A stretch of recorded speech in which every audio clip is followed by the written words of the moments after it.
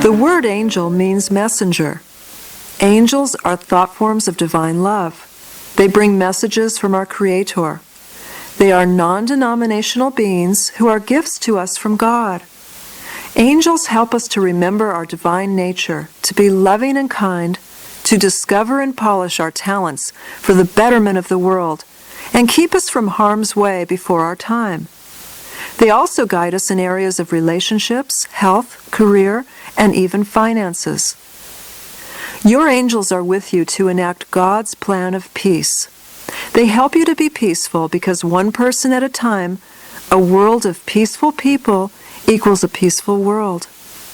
That's why your angels desire to help you in any way that will lead you to peace. You aren't bothering them or wasting their time if you ask for so-called small favors. The angels know that minor irritants often add up to major stress, so it's their great pleasure to help you with anything standing in your way. While it's true that challenges do make us grow, the angels also say that peace leads to even bigger growth spurts. Through peace, our schedules and creativity are more open to giving service. Through peace, our bodies operate in a healthy fashion. Through peace, our relationships thrive and blossom. Through peace, we are shining examples of God's love. Some people ask me whether it's okay to speak directly to God or to the angels, or whether this is blasphemous. I certainly prescribe that we follow our personal beliefs when talking to heaven. However, if God, the Ascended Masters, and the angels are truly one, then why would it be wrong to talk directly to the angels? Aren't you merely accepting a gift that God has bestowed upon you? You and your angels aren't conspiring against God in some sort of mutinous plot. The angels, as well as your higher self, will never defy God's will, so there's no fear that you might make a mistake. The angels are a bridge between the truth and your nightmarish illusion of problems. They can help bring you back from your nightmares into your happy waking state of health, happiness, peace, and abundance. They work in conjunction with your higher self and the Ascended Master you are spiritually aligned with, such as Jesus, Moses, Kuan Yin, Holy Spirit, Buddha, Yogananda, or whomever. The angels don't judge your beliefs. They realize that if they tried to change those opinions, you wouldn't listen to them anyway. Rather, the angels work within your present beliefs as a way to reach you.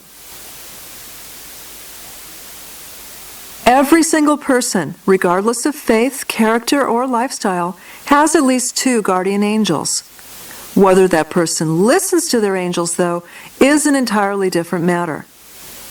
One guardian angel is your extroverted or nudging angel, who pushes you to make choices in keeping with your highest self. This angel knows your talents and your potential and encourages you to shine brightly in all ways. The other guardian angel is much quieter in its voice and energy level. This angel comforts you when you're sad, lonely, or disappointed. She hugs you when you don't get the job or apartment you desperately wanted, and calms you when your Friday night date doesn't show up. You can have more than 2 guardian angels. In fact, most people I meet have many more than 2. If you've lost loved ones, chances are those people have spent time with you after they've crossed over. They may even be with you on a regular basis. After all, in addition to angels, archangels, and ascended masters, we also have deceased loved ones with us to help and assist. A departed being who stays with you continuously is called your spirit guide. Usually, we all have 1 or 2 spirit guides. So, we have many angelic helpers surrounding us. These divine beings communicate with us through 4 ways: through our feelings, thoughts, words, and visions. By recognizing and practicing these 4 avenues of divine communication, we can work closely with heaven to heal ourselves, our loved ones, and the entire world. When angels or deceased loved ones come extra close, you can feel their presence. Many people I interview can recall when they felt a specific deceased loved one nearby. Most say something like, "Yes, I could feel my mother," or some other specific deceased loved one, with me the other night. It felt so real, but I still wonder if I was just imagining it or not. We tend to discount our feelings and not trust them. How many times have you had a gut feeling to not get involved in a certain relationship, or not take a certain job, or not buy a certain item, or not drive a certain route? And then you overrode your feelings, did it anyway, and later regretted it. Of course, whether or not we listen to our feelings, such situations give us opportunities to learn to trust and follow our gut feelings the next time. It's the same process when it comes to communing with your angels and departed loved ones. It has to do with trusting that your feelings are a legitimate and accurate divining device, which God has installed in you. In the case of discerning a deceased loved one's presence, it involves trusting that you really can distinguish one person's presence from another. In that way, we're all naturally gifted psychic mediums.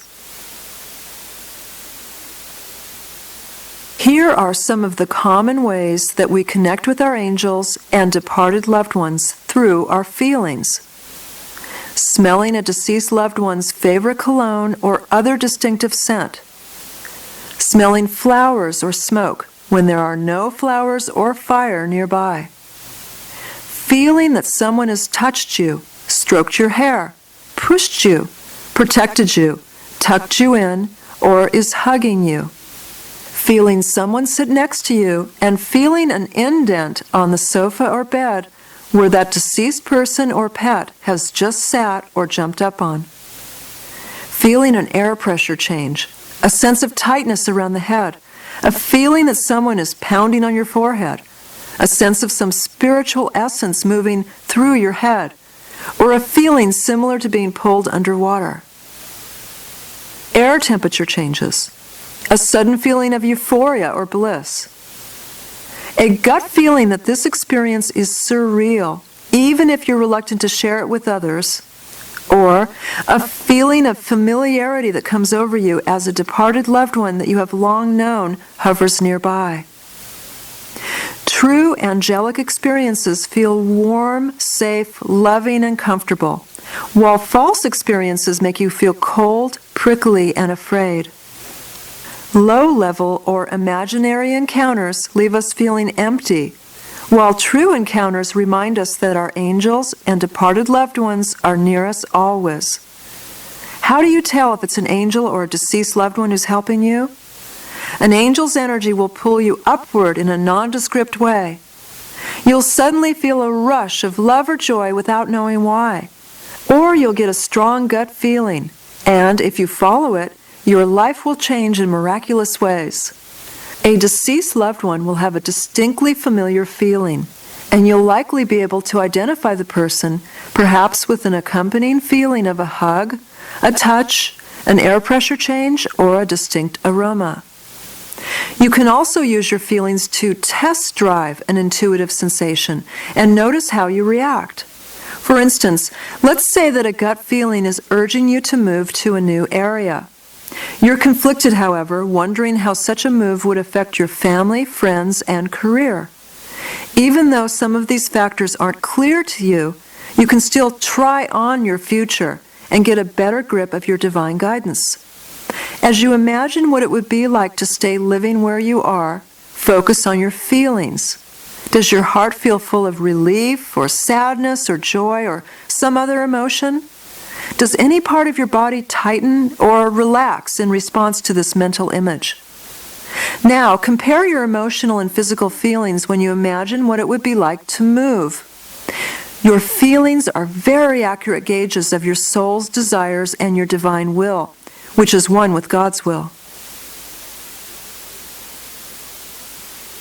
If you're not normally feeling-oriented, you can use the following methods to open this important channel of divine communication. When we become more sensitive to our emotions and physical sensations, life becomes richer, relationships deepen, we feel greater compassion and divine love, we understand others more readily, we become more balanced, and we're more apt to notice and follow our intuition. Here are some steps that can increase your clairsentience. First, try sleeping next to clear quartz crystals. You can purchase a clear quartz crystal point, which is a cylinder with a point at the end, fairly inexpensively at any metaphysical bookstore or a gem show. Place the crystal in sunlight for at least 4 hours to clear away any psychic residue from its previous owner. Then, put one or more of these crystal points on your nightstand or beneath your bed. Also, work with the aroma of pink roses or rose essential oil. The aroma of pink roses opens the heart chakra, which is the energy center that regulates clairsentience. Keep a pink rose nearby and breathe in its fragrance often. Or, purchase some high-quality essential oil made with real, not synthetic rose.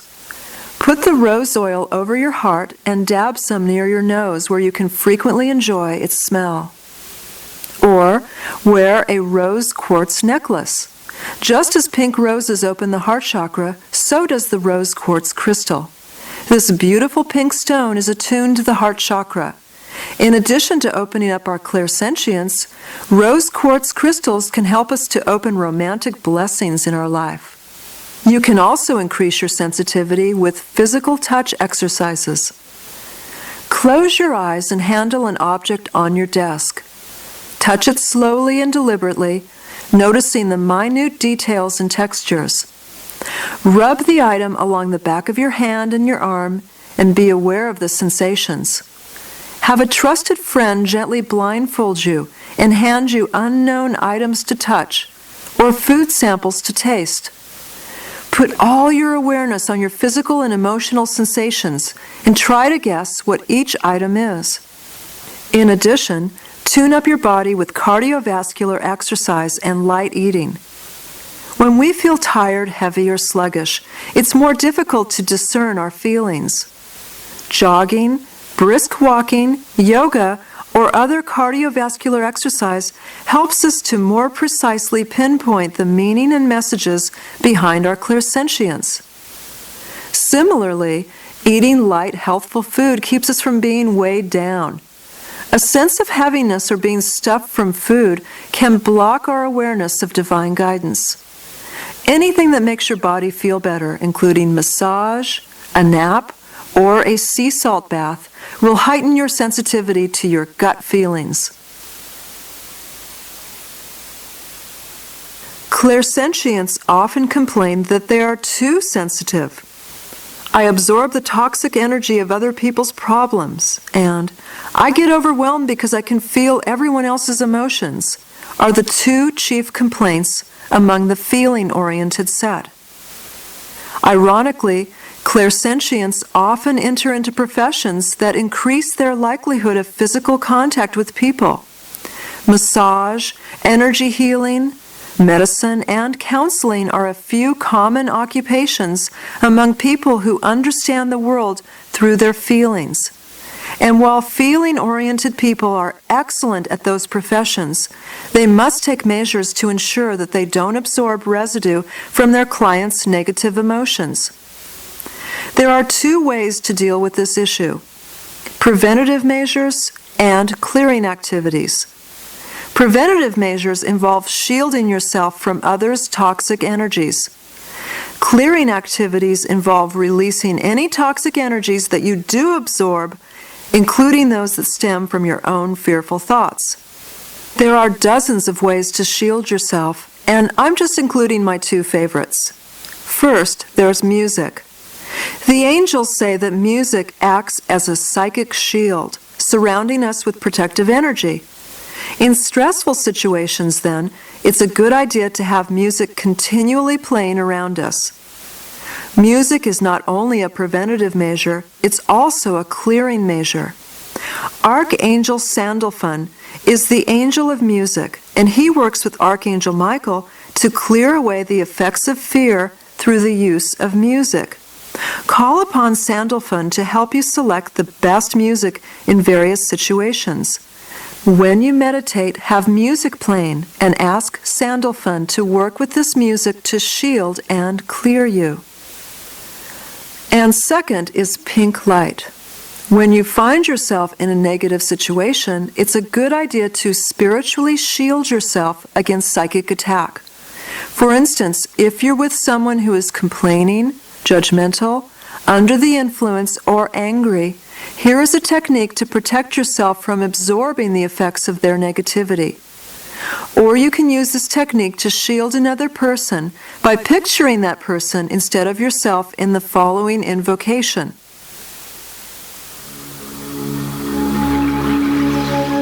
Visualize yourself standing in a tube of pink light that surrounds you like a wall of light. This pink wall is about 12 inches away from your body and completely surrounds you. The pink light is alive and it emanates strong, loving energy, like a sun giving off steady rays of light. The pink wall of light sends strong love inwardly to you and also sends strong love outwardly to whomever you meet. Nothing but love can penetrate this wall of pink light that surrounds you now.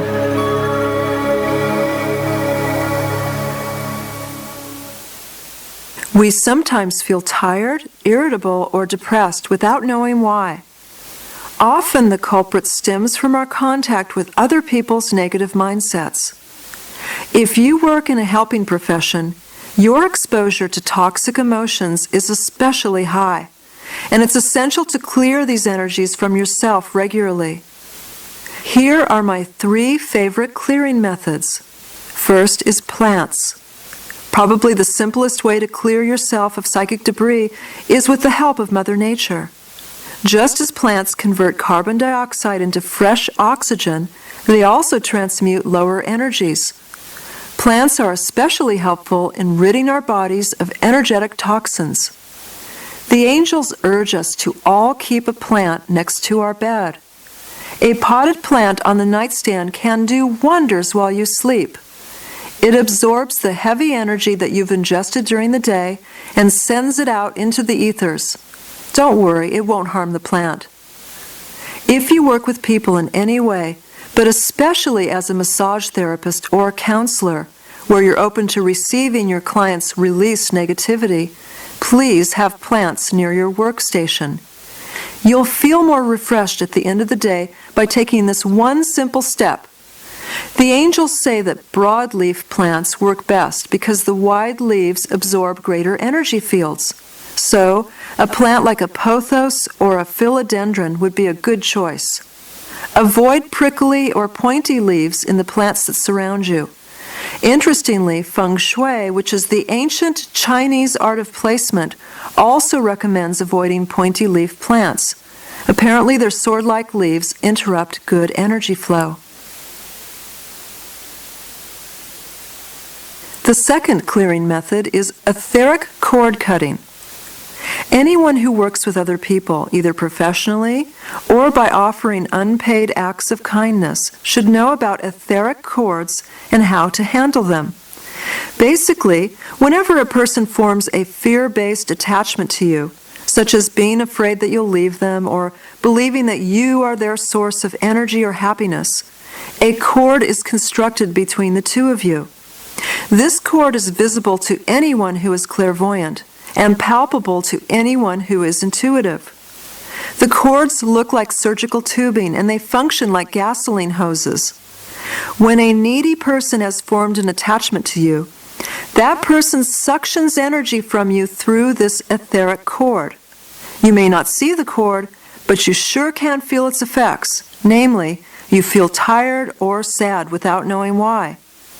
Well, it's because the other person at the other end of the etheric cord has just drawn on your energy or has just sent you toxic energy through the cord. So anytime that you've helped someone, or whenever you're feeling lethargic, sad, or tired, it's a good idea to cut your cords. You aren't rejecting, abandoning, or divorcing the person by cutting these cords. You're only cutting the dysfunctional, fearful, codependent part of the relationship. The loving part of the relationship remains attached. Don't worry about cutting a necessary cord, such as the cord to your soul or to an ascended master. This method only cuts the fearful cords. To cut your own cords, say either mentally or aloud,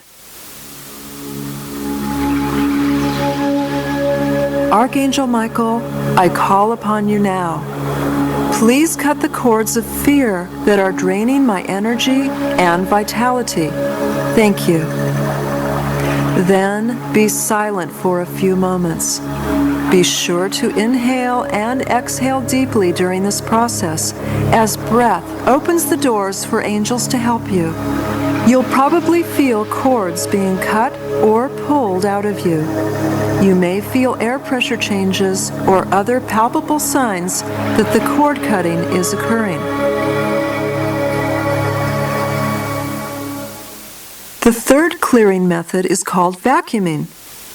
When we worry about someone, blame ourselves for a person's misery, or massage someone who is in emotional pain, we may take on their negative psychic energy in a misguided form of helpfulness. Everyone does this, especially lightworkers who are ultra concerned about helping others, often at their own expense. The angels give us methods such as this one to help us stay balanced in our service work. They want us to help others, but not to hurt ourselves in the process. It's a matter of being open to receiving help from others, including the angels. Many lightworkers are wonderful at giving assistance, but not so good at receiving it. So this is a method to help counterbalance that tendency.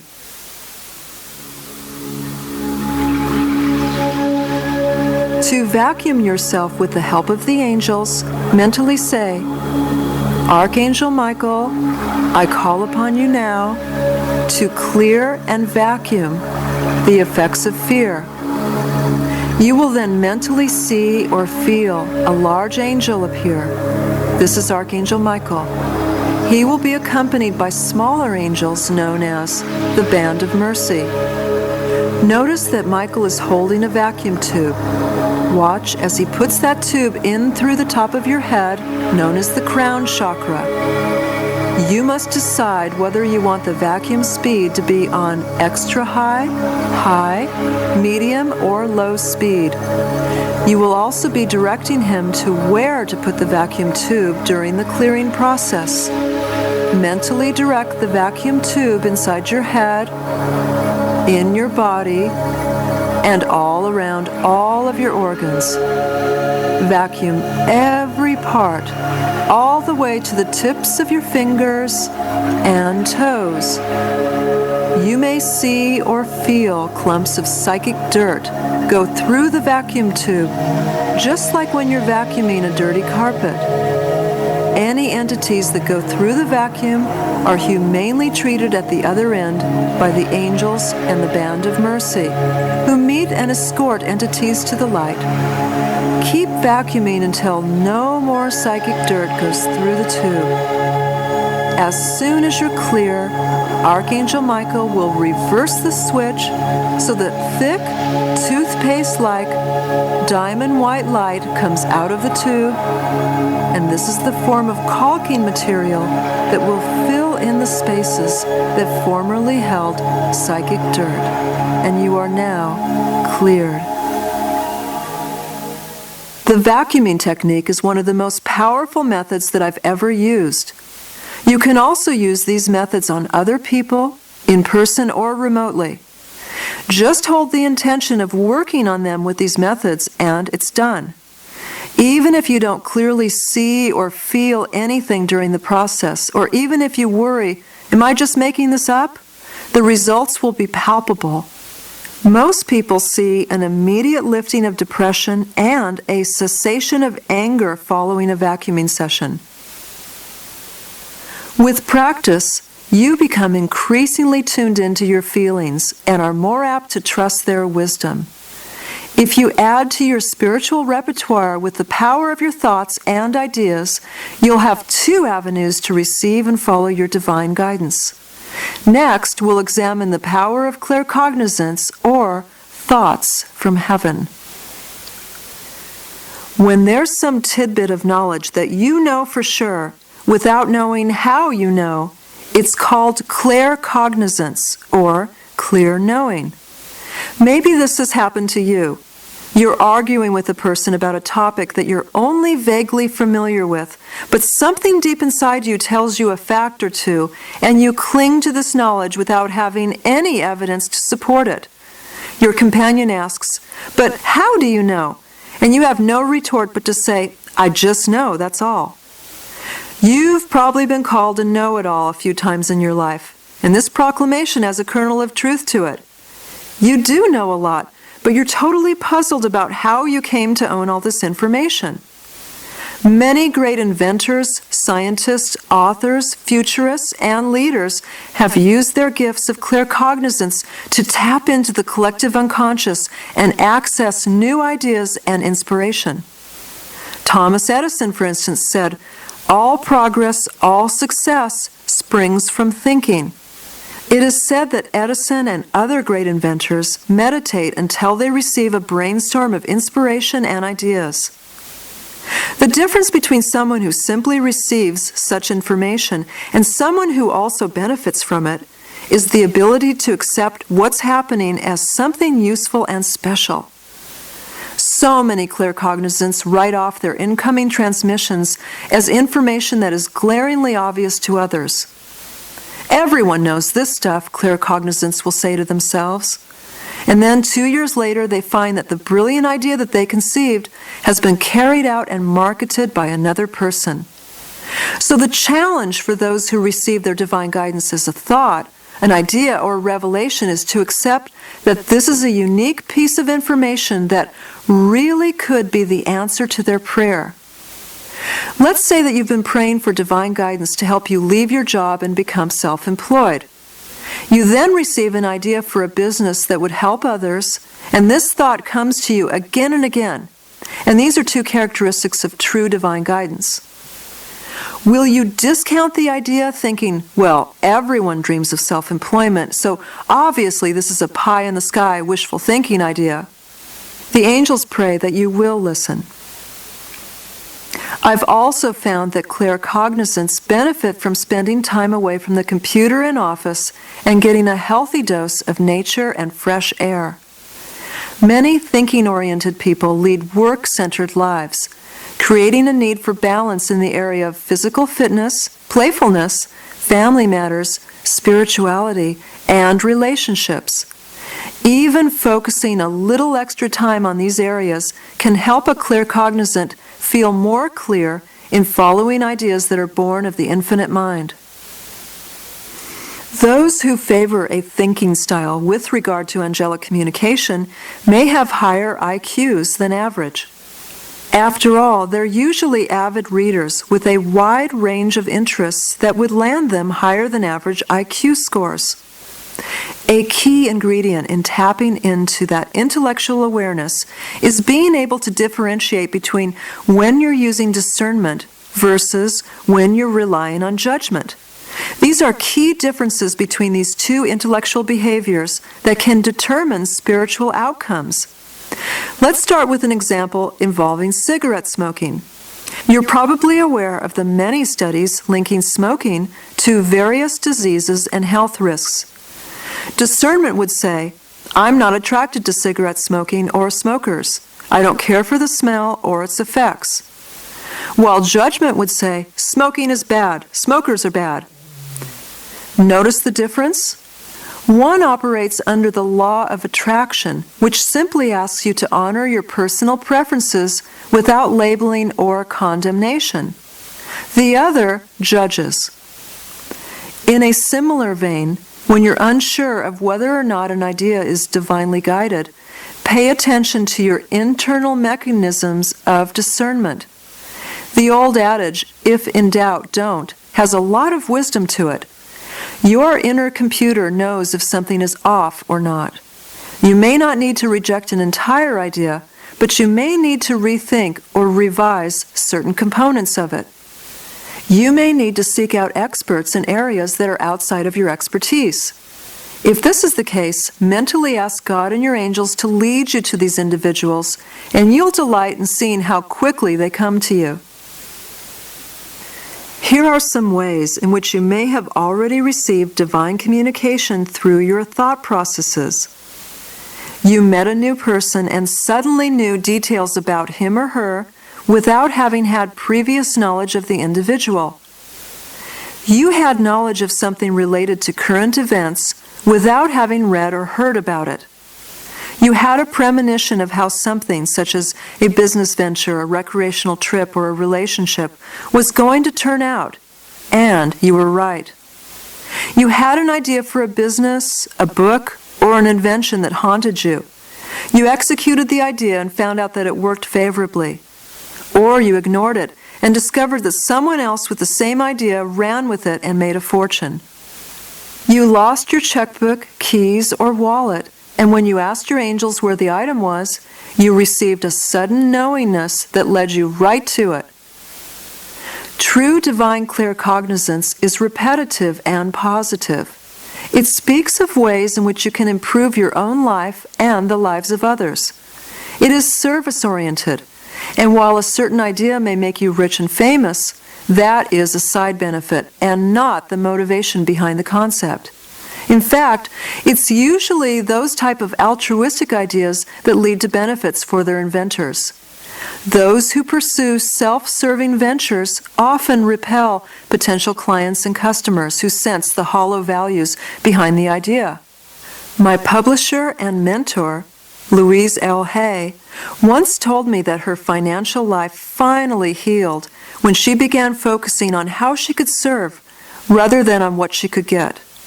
When I applied this same principle to my own life, I found that it had remarkably curative effects on my level of happiness as well as my career and income.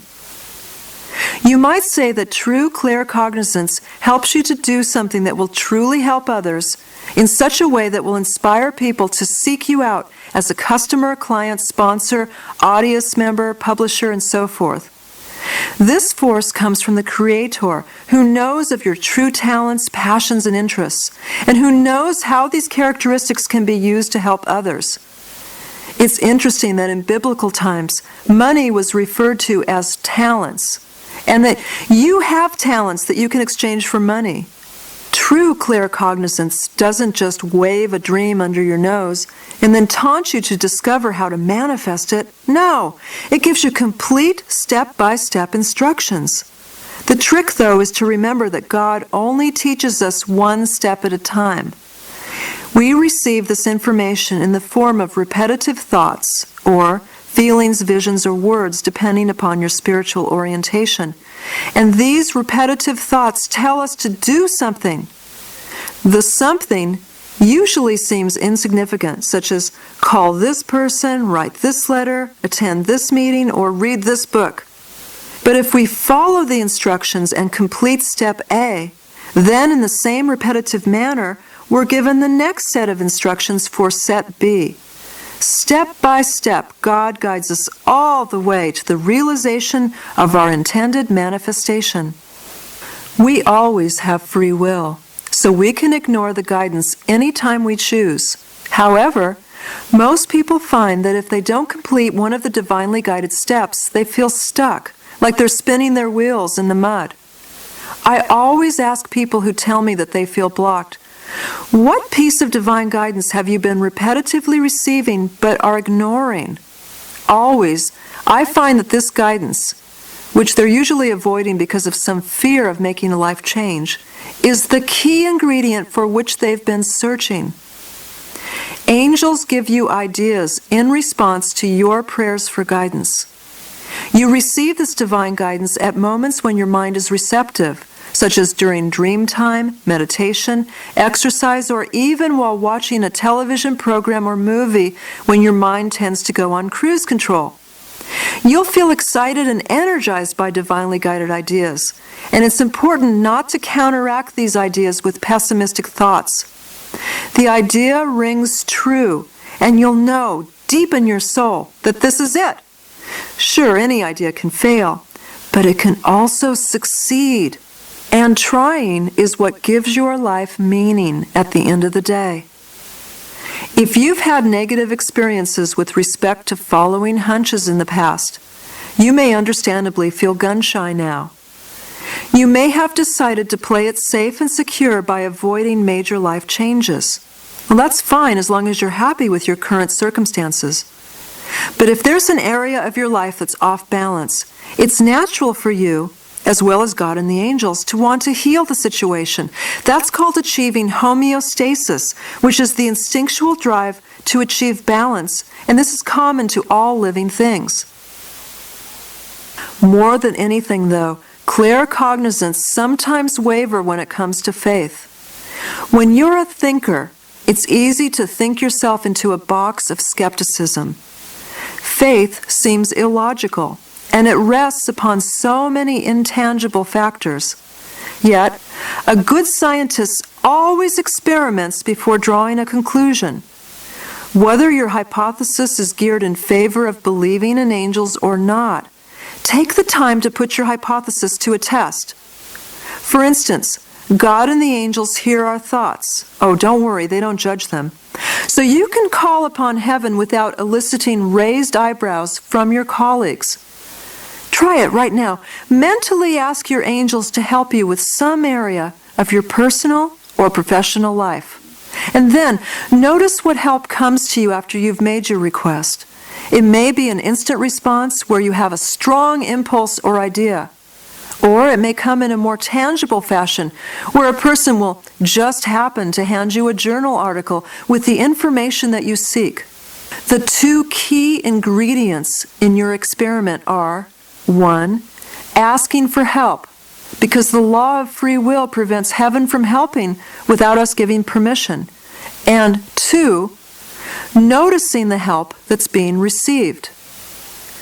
Being aware of this type of assistance is entirely different from holding a forced scavenger hunt when you're seeking clues. False guidance is always the product of struggle and worry. True divine guidance, on the other hand, always comes easily on the natural wings of love. I find that most claircognizant people have had experiences with their deceased loved ones in which they knew that their grandparent or parent or another beloved person was with them. Without actually seeing or feeling that deceased person's presence, the claircognizant had a knowingness of their loved one's proximity. And this same sort of knowingness creates other psychic hits for claircognizance in areas related to careers, family, health, and other areas. Without knowing how they know, the claircognizant receives incoming information that is both accurate and helpful.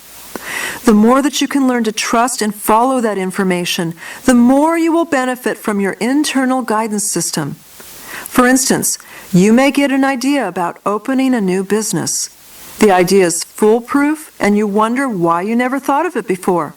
You venture forward and all the doors open for you: financing, location, partnerships, and more. The business is a rapid success, and you know that you were guided by true divine wisdom. Since claircognizance can come about subtly as a thought or an idea, it's easy to miss this high-level method through which heaven communicates with us. You might dismiss your divinely inspired thought or idea without recognizing it as an answer to your prayers. You might mistake it for an idle thought or a daydream instead of heaven's inspiration. Claircognizants also ignore their divine guidance because they believe that what they know is obvious to others. Well, everybody knows that, a claircognizant will decide, and won't capitalize upon the brilliant idea that they just received. It doesn't help that many claircognizants have been teased for being know-it-alls, so they hesitate to speak up for fear of being ridiculed. Yet, their know-it-all label has a kernel of truth to it. for claircognizants are very tapped into the collective unconscious. So it's important to really pay attention to your thoughts and ideas. That includes the repetitive thoughts and also the novel ideas. Divine guidance comes both as thoughts that hammer away at you repeatedly with suggestions and also as lightning bulb type inspirations. One of the best ways to pay attention to this form of guidance is to keep a daily journal in which you have a conversation with yourself about your thoughts and ideas. The journal format could be like an interview with your higher self, perhaps set up in a question and answer format. In this way, you can more easily bring unconscious information to your awareness. When you get a thought, don't second guess yourself. Instead, give your thoughts and ideas a moment to speak up. Ask your thoughts and ideas, what do you want to tell me? It could be an insight such as, this new person I've just been introduced to doesn't seem honorable. Or it could be an inspired idea that helps you know for the truth of a spiritual principle or a walloping idea for a can't-miss new business. Some people are skeptical about following their intuition because they've done so in the past and have been burned as a result. Perhaps you had a great idea one time, but when you followed through on it, everything turned into a mess. So you're reluctant to ever trust your ideas again. Usually, those type of situations involve two types of patterns. First type is, your initial idea was divinely inspired, but then fear took you off the path. When you initially received the idea, it was based upon true divine guidance, which always stems from love. But somewhere along the way, you got scared. This fear blocked your receptivity to continued guidance and creative ideas. It took you off of your original inspired path and triggered behaviors and decisions that originated from the ego. When we partner with our egos, unhappiness and errors inevitably follow. Or, instead of acknowledging your divine guidance, you forced something to happen, or you listened to someone else's opinion and ignored your inner teacher. Sometimes we want to hear what we want to hear, so we'll decide that he's the guy, even if our intuition and best friends are screaming that he's a creep. Or we'll decide that God wants us to quit our job and move to Sedona, Arizona, when our gut feelings urge us to make a gradual career transition.